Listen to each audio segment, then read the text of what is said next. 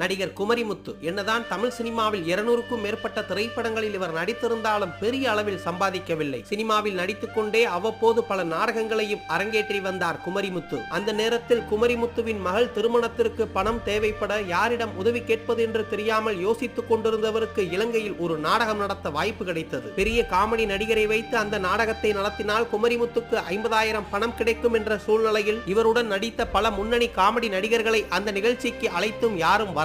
அப்போது ஒரு நாள் நடிகர் விவேக்கிடம் குமரிமுத்து அந்த நாடகத்தை பற்றி சொல்ல விவேக்கும் வருவதாக சம்மதம் தெரிவித்தார். அந்த நாடகத்தில் நடிக்க விவேக்கிற்கு 2 லட்சம் ரூபாய் சம்பளம் பேசப்பட்டது. நாடகமும் இனிதே நடந்து முடிய குமரிமுத்துவுக்கும் 50,000 பணம் கிடைத்து விட்டது. விவேக்கிற்கு சேர வேண்டிய 2 லட்சம் ரூபாய் பணத்தோடு குமரிமுத்து விவேக்கை சந்தித்த போது சின்ன கலைவாணர் விவேக் அந்த 2 லட்சம் ரூபாய் பணத்தை உங்களின் மகளின் திருமணத்திற்கு நீங்களே வைத்துக் கொள்ளுங்கள் என்று கூறியவுடன் அடுத்த நிமிடம் விவேக்கின் கையை பிடித்து கண்ணீர் விட்டு அழுது நன்றி சொன்னாராம் நடிகர் குமரிமுத்து.